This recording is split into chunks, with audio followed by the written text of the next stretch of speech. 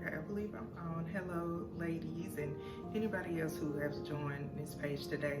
I honestly have to say I'm very thankful and very grateful to be right here where I am this moment.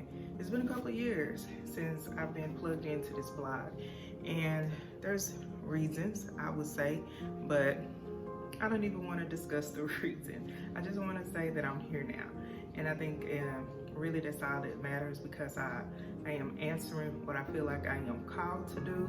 I am responding and acting and doing what I feel like I need to do, not for my own purposes, but for the purposes of reaching out to someone else. So I'm glad you guys are here, and I'm just excited about having the opportunity to connect with everybody. I'm really truly going to hope that you're going to enjoy this blog. I hope that this can be something very interactive in which I can connect with other people and we can actually just conversate and have conversations. But what's the purpose and the main goal? The purpose and the main goal is to do the things that we feel like we're not able to do. If you're like me, you've been through a lot of things in your life, and like I say, I feel like I'm not getting younger. And there's things that I feel like in my life where I could have made a bigger difference. I could have did things differently, but instead of worrying about the things that has happened, I'm trying to take action now. I'm going to take action now. Let me take away the try. And I'm going to move forward. And when I'm moving forward, I want to move forward boldly. I want to move forward confidently. And I want to move forward in knowing and trusting in my truth and what I believe. And I want to offer any type of spiritual guidance that I can, because if one thing I do know, I've only been where I am today because of my belief in God and in what Jesus has done for me. And I think it's very important that I speak that truth. And I want to be able to help anybody out there who struggles with that truth. So that's where we are. And I do have something I want to read. And I've been reading my Bible and I've been studying the scripture. We are dealing with a different time right now. We can use this for a good benefit or a bad benefit. We have to keep in mind there are a lot of people out there who are very sick for the spread of this virus. And it is very only right, it's actually only right, that we are responsible and that we do what we're supposed to do for our own health and the health of others. And so that's why many of us are staying at home and are in our home and contemplating, how long is this going to last? How long do I have to sit here? Not being able to get out and do the things that we were used to doing. And this has become what we call our new normal and our new reality. And so at this point, a lot of us can sit down and just think and process that out. What could I be doing? What should I be doing? Well, for me personally, it became a time for me to get closely and more connected to God and listen to the path that He's had me on. I mean, He's had me on this path for a while. And I know back in December, I started really seeking His word, seeking His guide, and doing a lot of journaling and just trying to figure it out. And now that I've had this time for peace, for some quiet time where I'm not just getting out being busy with the kids or busy working and doing this and that, I've actually had time to do some self-reflection. And during that time, I was led to the book of Acts. The book of Acts is a very good book to read. Not only does it talk about the birth of Christianity and where it all starts from, give us some insight of what Jesus promises us, but it also, if you look deeper into the people who had to start the message, the people who had to believe in this message and spread the word, how did they do it? How do you be the first without looking crazy amongst other people to say, hey, this man died, but he came back? And today is Resurrection Day, so what a timely day for me to release my website and to get back out here, but on the day that Jesus did rise. But to be the first ones to go out there and spread that message, they went through a lot. They had to go not only through beatings, being killed, being jailed. They had to continue to do it, and they spoke the words the same. So this is in Acts chapter 18, verses 9. And it says, and I'm reading through the ESV version. And the Lord said to Paul one night in a vision, do not be afraid, but go on speaking, and do not be silent.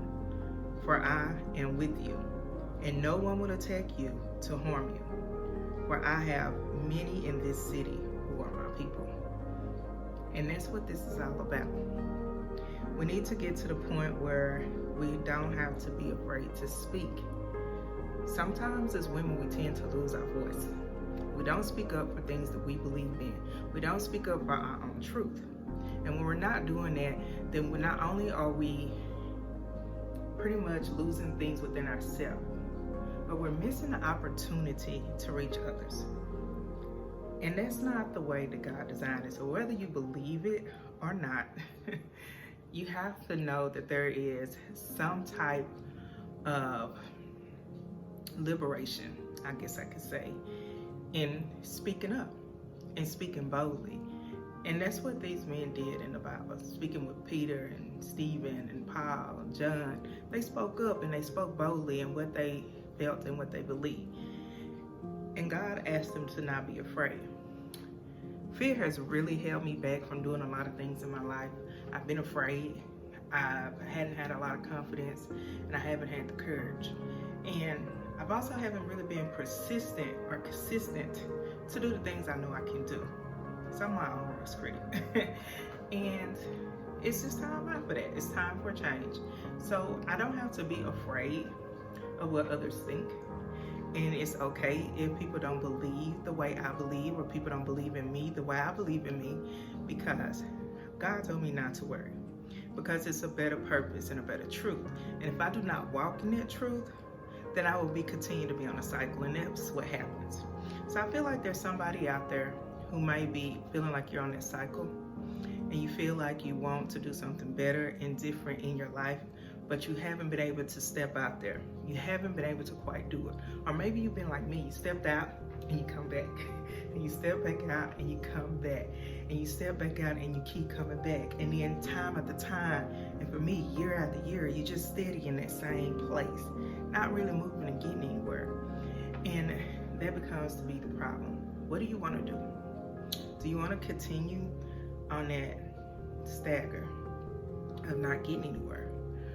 Or are you going to plummet and go back down? We definitely don't want to do that. It happens because sometimes we got to go down to push back up, and there's nothing wrong with it. But can we take the time and make a commitment and make a decision? That's what it is. It's a choice. It's a decision to decide, I want to do it differently. It doesn't matter your age, because I was letting that also play against me, thinking like, oh, time is running out for me. No, it doesn't matter how old you are, how young.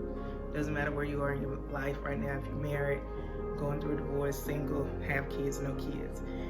It doesn't matter if you have a job, don't have a job. It doesn't matter if you're a millionaire or just making it day by day. It doesn't matter who you are, where you are from, where you are in this life. None of that matters. The only thing you have to think about is, what is it that you believe? And what is it that's in you that you have yet to bring out of you?